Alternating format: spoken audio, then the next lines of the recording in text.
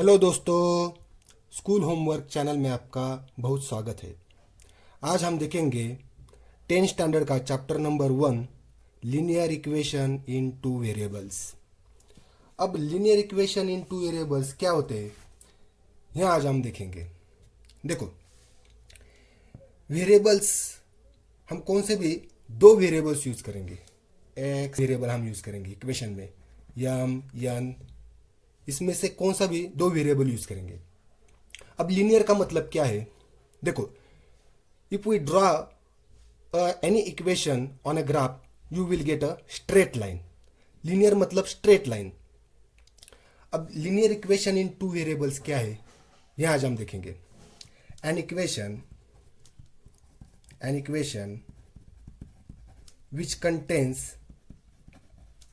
which contains two variables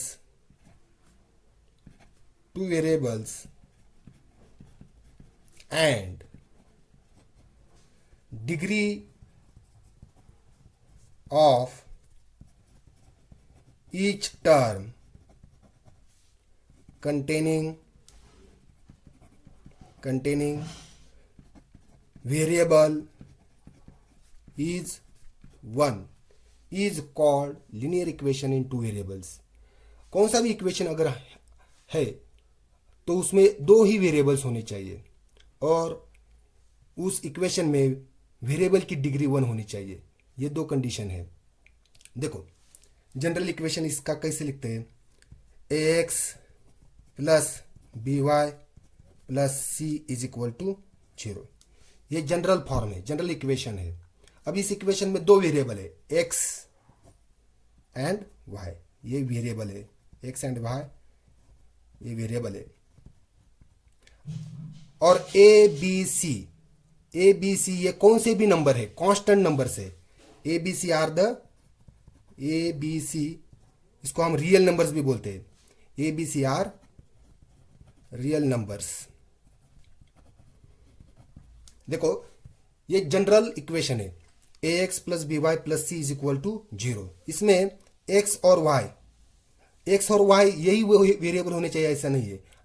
आप कौन से भी दो वेरिएबल ले सकते हैं, यम एन पी क्यू, तो कौन से भी दो वेरिएबल आप ले सकते हैं। और यहाँ प्लस ही साइन होना चाहिए, ऐसा कुछ नहीं। आप माइनस भी साइन ले सकते हैं। इसमें कंडीशन यह है कि ये इस इक्वेशन में वेरिएबल की डिग्री 1 होनी चाहिए और ए बी सी ये कांस्टेंट होने चाहिए।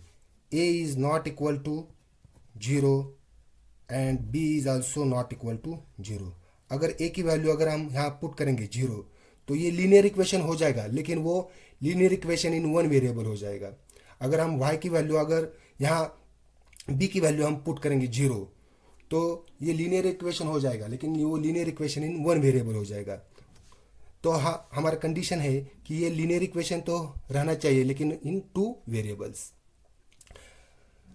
ओके, अब हम एग्जाम्पल के तौर पे यहाँ देखेंगे कि हम कैसे लिख सकते हैं लीनियर इक्वेशन। देखो, एक एग्जाम्पल लेते हैं, 3x plus 4y plus 7 is equal to 0। ये लीनियर इक्वेशन है। इसमें दो वेरिएबल है, x और y। ये 3, 4, 7 ये कांस्टेंट है। ये एक लीनियर इक्वेशन हमारा बन गया। हम दूसरा वेरिएबल लेके बना सकते हैं linear equation, 5m plus 6n is equal to 8। अब देखो, ये लीनियर इक्वेशन है, इसको हम इस फॉर्म में कन्वर्ट करेंगे। 5m plus 6n is equal to 8। अब 8 को हम लेफ्ट साइड में लेंगे तो ये जनरल फॉर्म में हो जाएगा। 5m plus 6n minus 8 is equal to 0। यहाँ प्लस और माइनस कोई भी साइन होगा तो भी चलेगा। और यहाँ दो वेरिएबल है, यम और n, और उसकी डिग्री है 1। तो ये सेटिस्फाई है, ये लीनियर इक्वेशन है। और एक एग्जांपल लेते हैं, √2 m minus √3 n is equal to 7। अब यहाँ कौन सा भी रूट का नंबर हो तो भी चलेगा। ये जो कांस्टेंट है, ये नंबर्स सिर्फ रियल नंबर्स होने चाहिए। और यहाँ डिग्री 1 होनी चाहिए। तो √2m minus √3n minus 7 is equal to 0। ये भी है हमारा लीनियर इक्वेशन इन 2 वेरिएबल्स है। तो ये है, आपको समझ में आ गया? ओके। तो आपके पेज नंबर 1 में कुछ एक्टिविटी दिया है, कंप्लीट द फॉलोइंग टेबल, और कुछ इक्वेशन आपको दिए हैं। तो ये equation linear equation in 2 variables है या नहीं, ये आपको यहां बताना है। अब यहां मैं आपको सॉल्व करके दूंगा। देखो, पहला इक्वेशन है 4m plus 3n is equal to 12। अब ये लीनियर इक्वेशन इन 2 वेरिएबल्स है, इसको हम जनरल फॉर्म में भी लिख सकते हैं, 4m plus 3n minus 12 is equal to 0। तो ये लीनियर इक्वेशन है, इसमें आपको सी भी ये लिखना है, यस ये लीनियर इक्वेशन इन 2 वेरिएबल्स है। आप यहाँ और एक कॉलम बना सकते हैं और उसमें रीजन आप लिख सकते हैं कि ये लीनियर इक्वेशन है या नहीं। ये देखो, आप इस इक्वेशन में देखो 3x² minus 7y is equal to 12, क्या ये लीनियर इक्वेशन है? देखो, नहीं, ये लीनियर इक्वेशन नहीं है। क्यों नहीं है? क्योंकि यहां x की जो डिग्री है ये 2 है, तो हर टर्म में वेरिएबल की डिग्री 1 होनी चाहिए। तो यहां ये लीनियर इक्वेशन नहीं है, तो यहां हम लिखेंगे no, this is not a linear equation in 2 variables. अब यहां ये देखो, यहां √2x minus √5y is equal to 16, ये लीनियर इक्वेशन है। यहां 2 वेरिएबल और उसकी डिग्री 1 है, तो यहां लिखेंगे yes, this is a linear equation in 2 variables. अब यहां देखो 0 into x plus 6y minus 3 is equal to 0, ये लीनियर इक्वेशन है? नहीं। देखो 0 इंटू एक्स 0 हो जाएगा, मतलब इस यह टर्म 0 हो जाएगी, और सिर्फ 6y minus 3 is equal to 0, यही हो जाएगा। ये लीनियर इक्वेशन तो है, लेकिन इसमें सिर्फ एक ही वेरिएबल है, 2 वेरिएबल नहीं है, तो ये लीनियर इक्वेशन इन 2 वेरिएबल नहीं है। यहां देखो, यहां भी सेम कंडीशन है, 0 इंटू वाई 0 हो जाएगा, यहां भी नहीं है। यहां देखो 4/x plus 5/y is equal to 4। अब x को हम अगर न्यूमरेटर में लिखेंगे तो ये ऐसे बन जाएगा, 4 into x to the power minus 1 plus 5 into y to the power minus 1 is equal to 4। अब बताइए मुझे कि ये लीनियर इक्वेशन है या नहीं? नहीं है, क्योंकि यहां 2 वेरिएबल है, लेकिन उसकी पावर -1 है, निगेटिव पावर है, इसलिए ये नहीं है।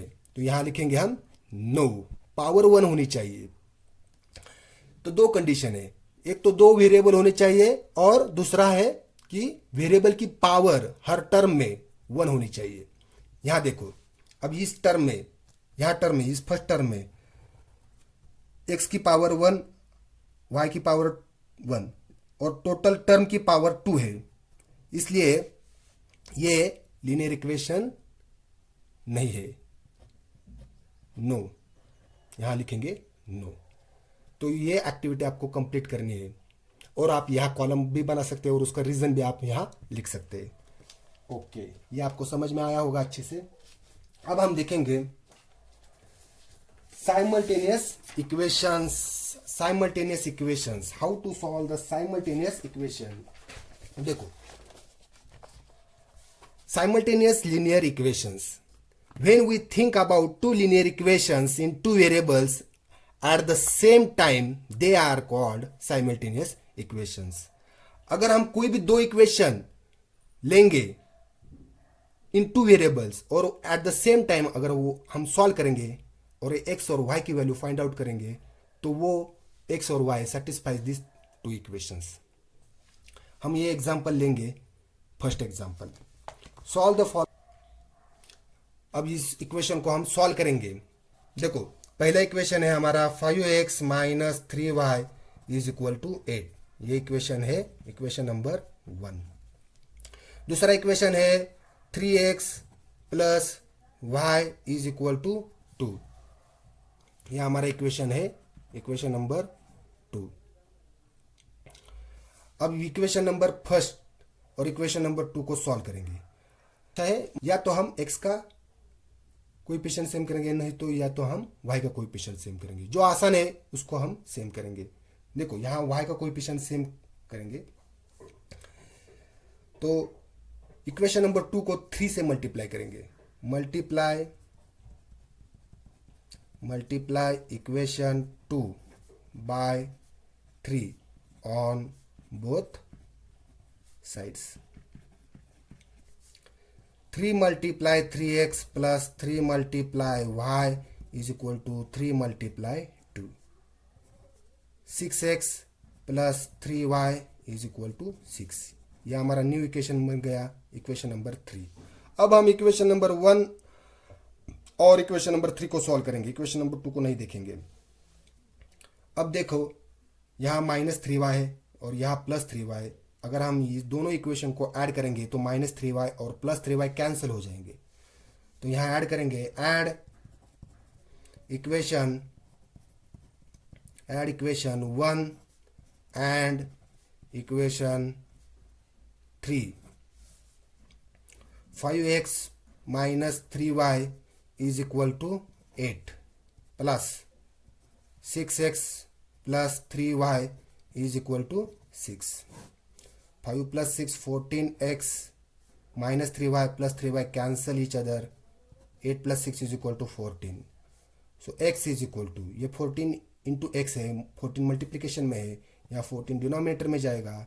14/4 इज इक्वल टू 1, मतलब x इज इक्वल टू 1। यहाँ x की वैल्यू 1 मिलेगी। अब आप x की वैल्यू 1 किसी भी इक्वेशन में आप रख दीजिए, आपको y की वैल्यू मिलेगी। किसी भी इक्वेशन में आप रख दीजिए। पुट, हम x की वैल्यू 1 इक्वेशन नंबर 2 में रखेंगे। Put x is equal to 1 in equation 2। 3x plus y is equal to 2। 3 into 1 plus y is equal to 2। 3 plus y is equal to 2। y is equal to 2। ये +3 है, right side में -3 हो जाएगा। y -2, y is equal to 2 - 3 is equal to -1, मतलब y की value मिलेगी -1। मतलब x y is equal to 1 - 1, या ऑर्डर्ड पेयर में लिखेंगे। x y is equal to 1, x की वैल्यू 1 यहाँ और y की value -1 is the solution of given equation.